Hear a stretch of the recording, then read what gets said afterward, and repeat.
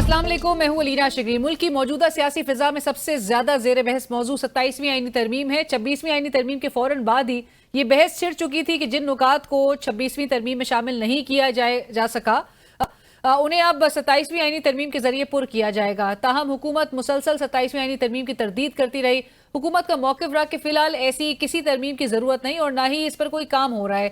माहिर कानून फैसल चौधरी साहब और JUIF के रहनुमा सेनेटर कामरान मुर्तजा साहब ने चंद रोज पहले आगाह कर दिया था कि 27वीं आईनी तरमीम के दिन पेश की जाएगी।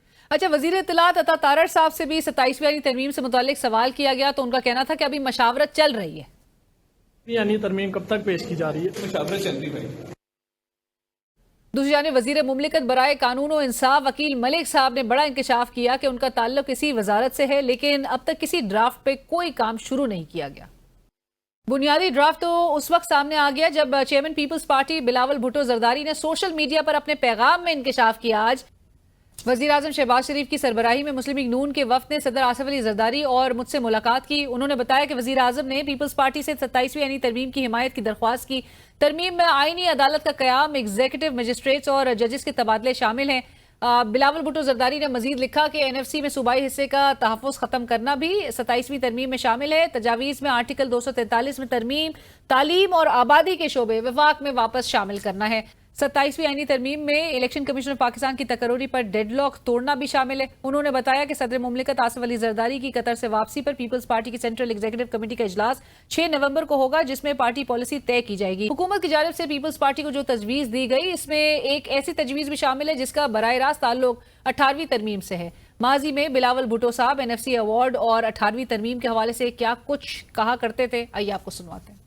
आप भले मुझे, मेरे खानदान को, मेरे पूरे पार्टी को जेल भेजते, मगर हम 18वीं तरमीम पर, सूबाए खुद मुख्तारी पर, इस इस्लामी वफाकी जमहूरी निज़ाम पर कोई समझौता नहीं होगा।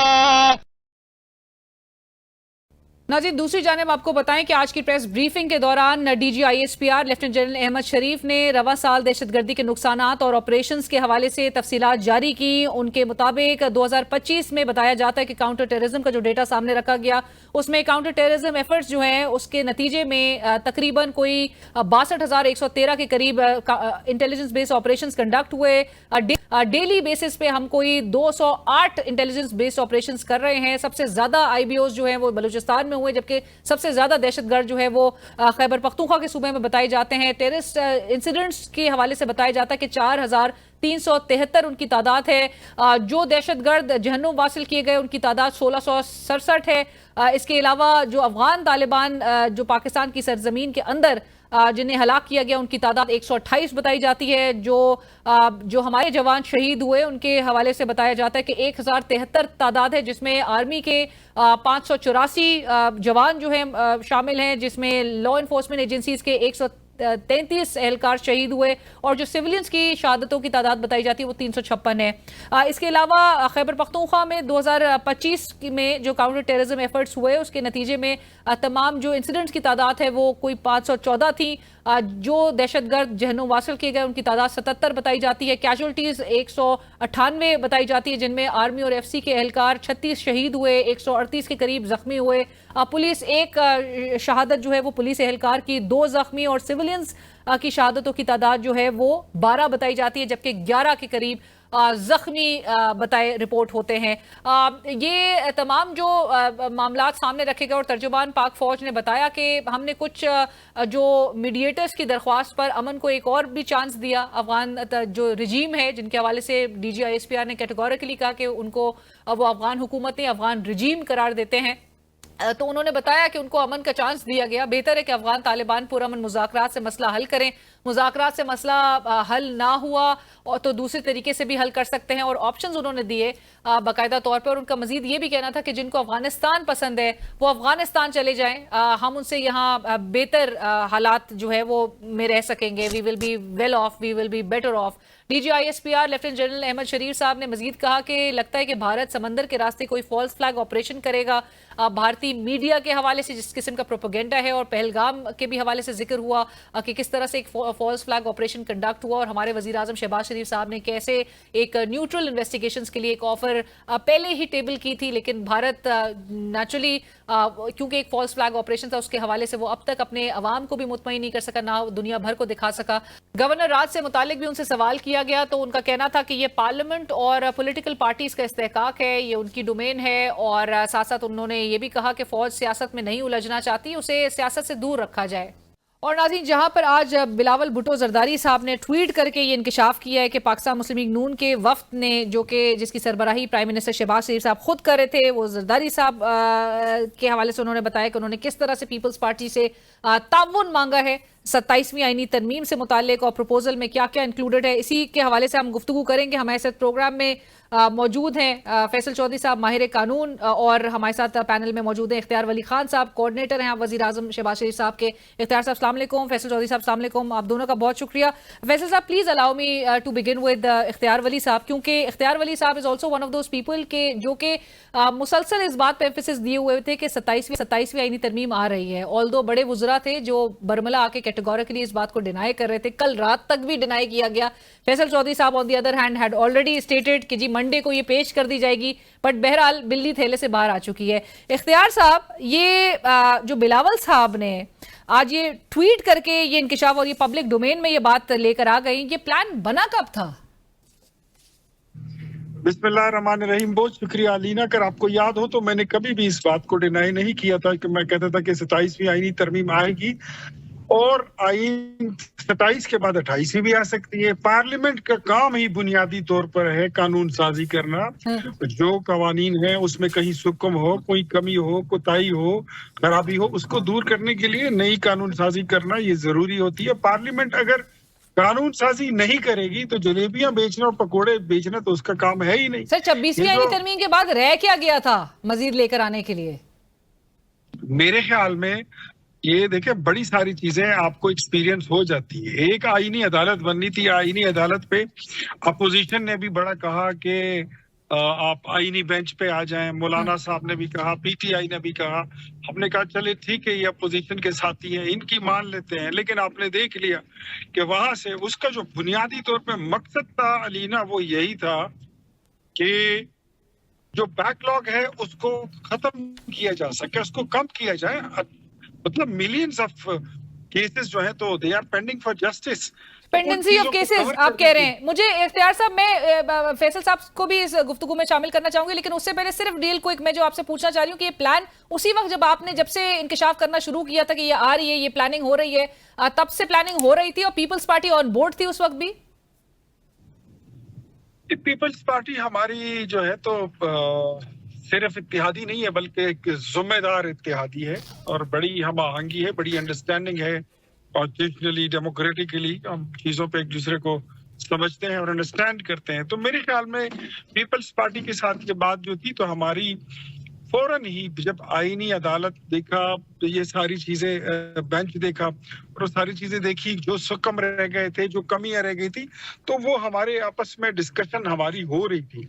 उसको अगर आप कहते हैं कि मतलब हमने बाकायदा उनको तैयार किया गया या उनका जहन बनाया गया, तो ऐसा भी नहीं है। लेकिन ऑफ द रिकॉर्ड ये चीजें जो थी ये डिस्कस होती रही है मुख्तलिफ मौकों पर। राइट। फैसल चौधरी साहब, आज ये ट्वीट देके आपको ऑलरेडी पता था, आपको भी, कि ये मंडे तक जो है ये टेबल की जाएगी। बिलावल साहब के ट्वीट देके आपने क्या सेंस ड्रॉ की? देखिए, सबसे पहली बात यह है कि पार्लियामेंट का काम लेजिस्लेशन करना होता है, लेकिन कॉन्स्टिट्यूएंट पार्लियामेंट होती है जो कि कॉन्स्टिट्यूशन में तब्दीलियां लाने के मंशूर के ऊपर इलेक्शन लड़ती है। इस हुकूमत का जो लेजिटिमेसी क्राइसिस अपनी जगह मौजूद है, पॉलिटिकली ये लोगों को की रिप्रेजेंटेटिव पार्लियामेंट नहीं है, ना ही इन्होंने इस मंशूर के ऊपर इलेक्शन लड़ा है कि हम 26वीं या 27वीं तरमीम लाएंगे और हम आइन की हैयत इस तरह से तबाह करेंगे। ये जो मामलात हैं, इसको सोचने की जरूरत है कि जिस तरह से पहले 26वीं आईनी तरमीम में अदलिया का बेड़ा गर्क किया गया है, अब सुपरा पार्लियामेंट एक आईनी अदालत इस्टेब्लिश की जाएगी जिसमें जजेस की मुद्दत 70 साल की जा रही है। और ये सुनने में आया है कॉन्स्टिट्यूशनल कोड आप बनाएंगे तो फिर तो आम अदालतों का तो वैसे ही हालात खत्म हो गए हैं। इस मुल्क में अदालतें तो जो हैं वो अपने अहकामात पे अमल दरामद कराने से कासिर हो गई हैं या वो कराती नहीं है। तो इन सारे मामलात को भी आपने जहन में रखना है। फिर उसके बाद आप ये बात करना कह रहे हैं कि जी हम पकौड़े या वो ज्यादा बेहतर काम है आपके लिए जिस किस्म की पार्लियामेंट आपकी है। यानी इस पार्लियामेंट में ना डिबेट होती है, ना आपको लेजिस्लेशन का पता लगता है कि लेजिस्लेशन जो है किस किस्म की आ रही है, लेजिस्लेशन के ड्राफ्ट कहाँ पे हैं, उस पर पब्लिक डोमेन में कोई गुफ्तगू नहीं होती है, पब्लिक जो मैटर हैं उनके ऊपर कोई गुफ्तगू नहीं होती है, और आप जो हैं वो वन साइडेड बुलडोज करके जा रहे हैं। आप इस तस्वीर तरमीम में ना आपने बारों को, ना मुकला को, ना मीडिया को, ना आम लोगों को, ना उनके नुमाइंदों को आपने एतमाद में लिया है। अब एनएफसी में आप चेंजिंग करने जा रहे हैं, तो क्या आपने एनएफसी के जो बेनिफिशरीज हैं, जो सूबे हैं, उनसे बैठ के बात की?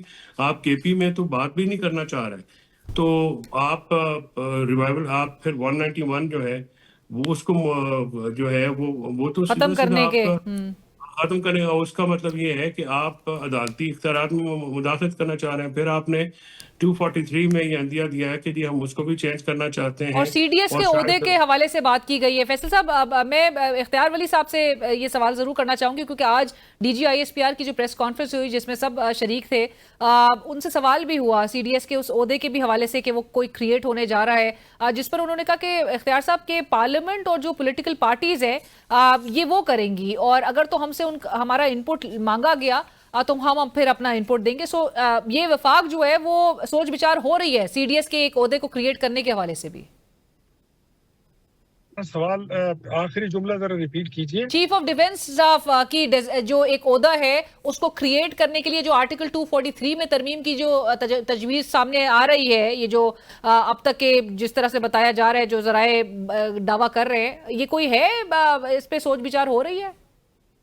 देखिए, ये सारी चीजें जो है अभी फिलहाल सपोजिशन में है, प्रपोजल्स हैं। ये जो आर्टिकल 243 की आपने बात की है ना, तो आपने देखा होगा कि सूबे कभी अगर वहां पर ऐसे हुकूमतें आ जाती हैं जो मुल्की मफाद को पीछे रख देती हैं और अपनी सियासी मफादात को उसको वो फ्रंट पे ले आती हैं, तो फिर ऐसे हालात में आपको कुछ अमेंडमेंट्स करनी पड़ेगी और कुछ अमेंडमेंट्स होनी भी चाहिए। तो मेरे ख्याल में वो इन चीजों का और ऐसी हरकतों का, ऐसे मामलात का रास्ता रोकने के लिए जरूरी है, लेकिन उसका तो आप कह रहे हैं कि ये यानी कि ज़ेरे गौर है ये बात? मैं वैसे आपको ओवरऑल उसकी एक एलाबोरेट करने जा रहा हूँ कि मतलब ऐसे हालात हो तो आपके पास फिर ऑप्शन कोई दूसरा बचता नहीं है। और अगर इस तरह की कानून साजी आ जाए तो इसमें कोई कबाहत नहीं है, कोई बुराई इसमें नहीं है और होनी चाहिए ये कानून। फिर आपको कहता हूँ कि पार्लियामेंट का वाहिद काम जो है, देखिए पार्लियामेंटेरियंस का काम जो है नाली सड़क बनाना ही नहीं होती है, पार्लियामेंटेरियंस का काम होता है कि वो कानून साजी करें। और बट वैसे साहब ने अभी, इख्तियार साहब अभी आपको रिस्पॉन्ड किया है कि शायद वही काम बेहतर होता। वो कह रहे हैं कि ये जो पार्लियामेंट है, ये जो असेंबली है, ये कॉन्स्टिट्यूएंट असेंबली नहीं है, ये does not represent the true mandate that people have given. तो वैसल साहब कह रहे हैं कि ये आप नहीं कर सकते। अलीना, अगर ऐसी बात हो ना तो फिर तो इमरान खान की हुकूमत को और उनकी असेंबली को किसी ने भी तस्लीम नहीं किया था, बिकॉज आरटीएस बिठा दिया गया था, एक हादसा हो गया था। General Bajwa, general Pasha, general Faiz और फिर अदालती जो मार्शल लॉ उन्होंने लगा दिया था साकिब निसार साहब, और उसके बाद फिर उमर अता बंदियाल साहब ने। तो उन्होंने तो जो किया है मेरे ख्याल में वो फिर उनकी सारी 4.5 साल हुकूमत की जितनी कार्रवाइयां हैं उन सबको रिवर्स होना चाहिए अगर ये वाला फार्मूला इनका अडॉप्ट किया जाए। तो ये तो इल्जाम है, और अगर ये समझते हैं कि इस तरह की कोई बात है तो ये जाएं इलेक्शन ट्रिब्यूनल्स में जाएं, अदालत में जाएं, सुप्रीम कोर्ट में जाएं, सेशन कोर्ट में जाएं और ये हाई कोर्ट में जाएं, वहां से प्रूफ करके ले आएं। अदरवाइज ये तो इनकी बैकग्राउंड म्यूजिक है, ये तो 3.5 साल ये चलता रहेगा, ये हल्की फुल्की मौसीकी है, ये गाते रहेंगे। और ये अगर ये नहीं गाएंगे ये गमगीन गाने, तो ये क्या करेंगे? राइट, कैसे कटेंगे ये 3.5 साल? राइट। फैसल साहब, आपको लगता है कि कंसेंसस डॉक्यूमेंट जो है वो बन पाएगा? अभी इख्तियार साहब ने भी कहा कि पीपल्स पार्टी के हवाले से कि वो हमारे सिर्फ इत्तेहादी नहीं, एक जिम्मेदार इत्तेहादी हैं, लेकिन जिम्मेदार इत्तेहादी होने के नाते उन्होंने पब्लिक डोमेन में लाकर ये बता दिया कि प्राइम मिनिस्टर शहबाज शरीफ साहब इस डेलीगेशन को लीड कर रहे थे और उन्होंने पीपल्स पार्टी से अब ताउन मांगा है इस पर, और पीपल्स पार्टी 6 नवंबर को अपनी सीईसी का इजलास होगा और उसके बाद ही फिर जरदारी साहब के आने के बाद दोहा से फिर उस पर आगे बढ़ा जाएगा मामले को लेकर?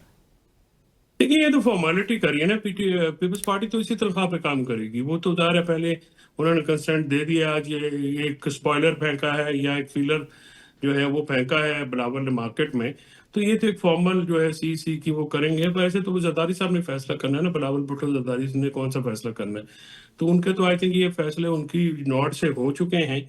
दूसरी बात, आपने कहा कि DGISPR ने कहा कि हमारी इनपुट मांगी गई तो हम देंगे। किस कानून के तहत, किस असूल के तहत आप इनपुट देंगे? आप एक सबॉर्डिनेट इदारा है ना जी। क्या पार्लियामेंट जो है वो पूछ के लेजिस्लेशन करेगी? ये तो फिर जमहूरी मार्शल लॉ इसको आप कह सकते हैं कि वो होगा। यानी आप अगर इदारों से पूछ के आप लेजिस्लेशन करेंगे या कॉन्स्टिट्यूशनल लेजिस्लेशन जो है वो आप करेंगे, तो वो तो एक बहुत बड़ा काम होता है। जो आइन और कानून की तो मौसम जो मौजूदा हुकूमत है उसके नज़र में कोई वक़्त नहीं है। लेकिन दुनिया में तो आइन और कानून पे ही, ज़ाब्ते पे ही दुनिया चलती है और आइन के मुताबिक ही काम करते हैं। यहाँ पे तो आइन और कानून के मुताबिक कोई काम हो नहीं रहा। आप जो मर्जी करते जाएं, ये तो डंडे डोली के दौर पे कर रहे हैं तो कर लेंगे आगे भी। लेकिन क्या वो देरपा होंगी? क्या वो पाकिस्तान के मफाद में होंगी? इस वक्त पाकिस्तान में ना इंडस्ट्री चल रही है, महंगाई है, बेरोजगारी है, फॉरेन डायरेक्ट इन्वेस्टमेंट नहीं है पाकिस्तान में जो है। मास हम इनकी आड़ियाँ जाड़ियाँ देख रहे हैं। उसके अलावा तो हमने अभी तक कुछ नहीं देखा, कोई मटेरियलाइज तो चीज़ हुई नहीं। और जो अभी भी ये जो मामलात कर रहे हैं, आने वाले दिनों में ये तो पॉलिटिकल स्पेस किसी और को देना नहीं चाहते। ये डरते हैं कि पता नहीं क्या क़यामत आ जाएगी। Thank you so much Faisal साहब, बहुत शुक्रिया आपका भी। इख्तियार वली साहब, आपका भी बहुत शुक्रिया प्रोग्राम में ज्वाइन करने। This will go for a break, stay with us.